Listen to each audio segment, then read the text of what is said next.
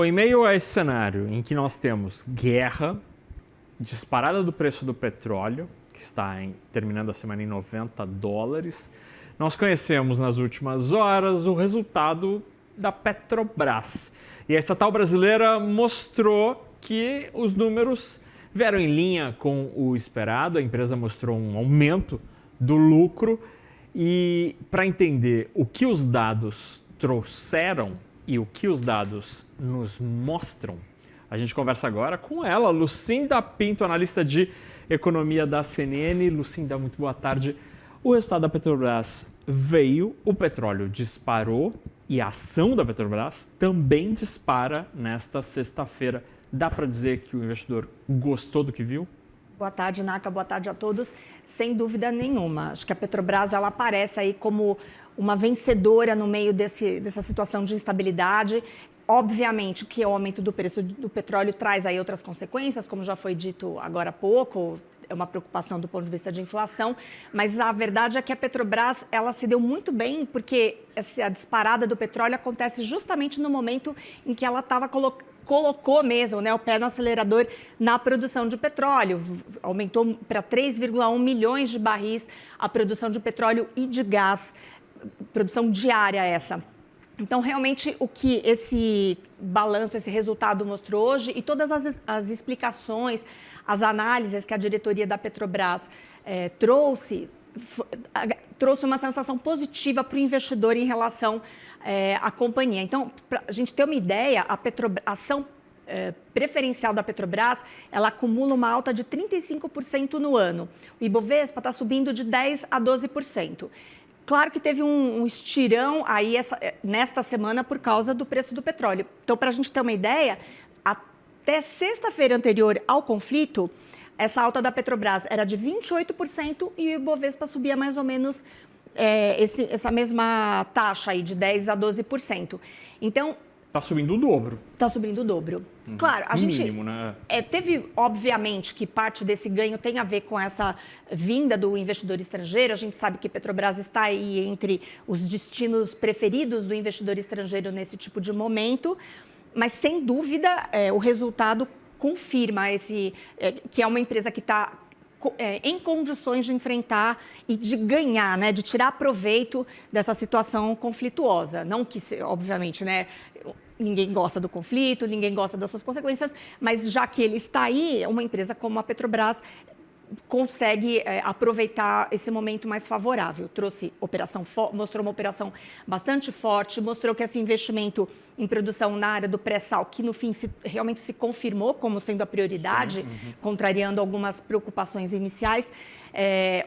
O volume de exportações também contribuiu bastante, então, e a despeito da queda do preço do barril do Brent no quarto trimestre, a empresa conseguiu entregar aí bons resultados, bons dividendos. Também isso agradou bastante. Lucinda, é interessante porque quando este governo começou, uma das grandes preocupações do investidor que olhava para a ação da Petrobras era de que a gente pudesse ver a repetição do que aconteceu no governo Jair Bolsonaro, quando em vários momentos houve uma grande diferença entre o que pensava o presidente da República e o presidente da Petrobras. Tanto que vários nomes passaram por aquela cadeira no governo Bolsonaro. Esse temor de influência política para mudar o preço dos combustíveis, por exemplo, não parece hoje ser um assunto que tira o sono do investidor da Petro, né? É isso mesmo. Acho que muito daquele rol de temores e até de apostas, porque no início do governo Lula, o mercado até fez ali, se posicionou de um jeito mais cauteloso em relação ao papel, tudo isso parece ter ficado para trás. E acho que hoje o resultado do balanço e a fala, né, da diretoria para o mercado sobre como vai lidar aqui com esse cenário de conflito, isso realmente acalmou. Então, eu até elenquei aqui algumas das preocupações que perturbavam ali o mercado. Primeiro, era o fim da política de preços internacionais, o PPI. Realmente ele foi abandonado formalmente, mas os preços continuam acompanhando o mercado internacional. Desculpa te interromper, mas é que houve um momento ali em que tentou-se criar um PPI 2.0, essa política de preços de paridade de importação 2.0, com uma atualização muito mais frenética. Lá atrás, o que se mostrou talvez impraticável ou pouco popular. E acho que pouco eficaz, né? Porque no fim das contas... Você não consegue correr atrás do rabo tão rápido assim, né? Acho que na média, no fim das contas, você não tinha um preço... Melhor, né? Exatamente, mas colado ali com a realidade. Então, até neste ponto aqui, vou até fazer um parênteses. Essa fala da Petrobras de que está monitorando e que tem fôlego para esperar ver mais ou menos uma acomodação de preços do petróleo num patamar específico para conseguir tomar a decisão de repassar esse custo adicional ou não, isso também acalmou os investidores. E é interessante pensar, porque se fosse aqui nesse começo do governo Lula, quando o mercado olhava com tanto descrédito, com tanta preocupação, talvez esse posicionamento incomodasse. Mas hoje parece que a Petrobras ganhou ali uma confiança mesmo. Isso é credibilidade, né? Porque já houve um momento em que o preço da Petrobras estava acima do PPI. Exato. Então, de fato, a Petrobras operou de uma forma que confirma essa ideia de que não pode ficar atuando na volatilidade, que isso não é eficiente, enfim. Até eu conversei com um analista, um investidor que analisa profundamente ali os números da Petrobras, e ele trouxe uma fala interessante de que, da mesma forma que o Banco Central está mostrando que é preciso ter serenidade para lidar com essas oscilações do petróleo, a Petrobras também. Isso é bom, porque a gente provavelmente vai ver esse conflito se estender por mais tempo, mas não adianta sair tomando decisões, parando de cortar os juros, repassando o preço do petróleo para as refinarias.